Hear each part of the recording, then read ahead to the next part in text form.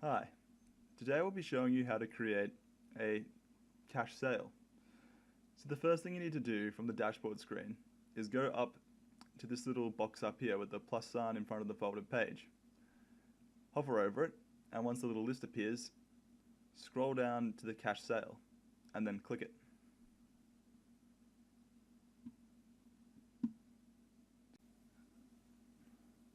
As you can see, this has brought us to the cash sales invoice page. Now, the first thing you want to do to fill out this form is to fill in the primary information section.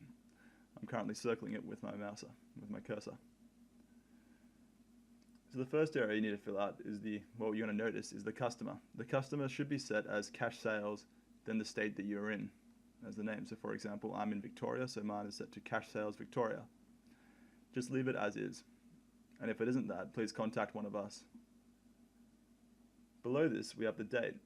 This should be the date that the sale took place. So let's say this took place on the 10th of the 11th, 2017.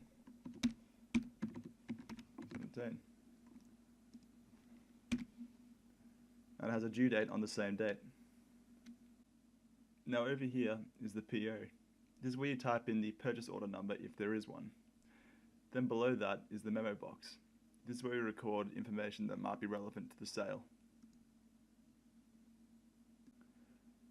The area below primary information is the fleet information.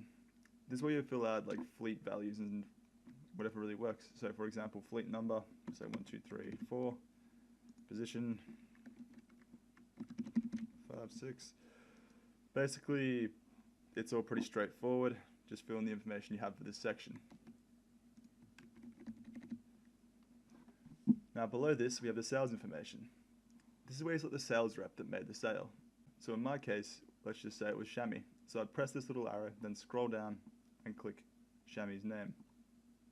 Shami. There we go. Next, you must fill out the entered by form. This is where you go select your name. You can try to type it to start off with. So let's say I'm James.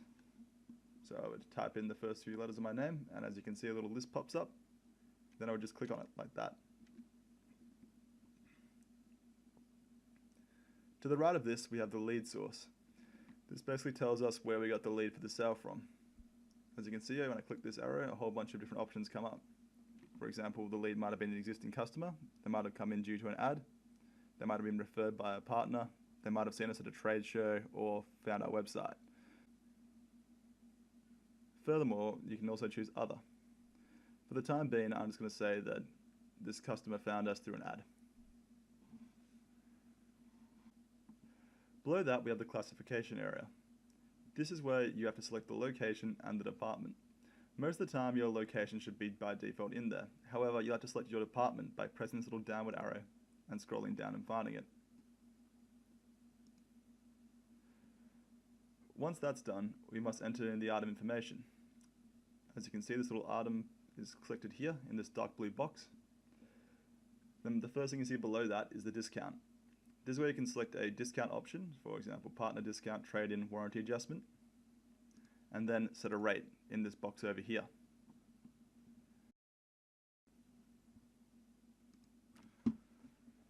Below this, we have the item box. Here's where we actually have to select the name of the item. So to do this, I'd press this double down arrow over here. I would then press list, and from here I would type the code of the item into the list. So 10165, let's just say, and then I'd hit search. And this will narrow down the list to all the items that have that first few numbers in their code. So for example, I'm going to sell these ones down here. So I'd click the name, and as you can see, they've appeared in the list. I would then fill out the quantity over here, so in this case 4, and I would then select the price by double clicking here. As you can see, I can choose multiple different prices, so affiliate price, major price, NTP price, reseller, and custom. Custom price allows you to set a custom price. So for the time being, I'll leave it as retail.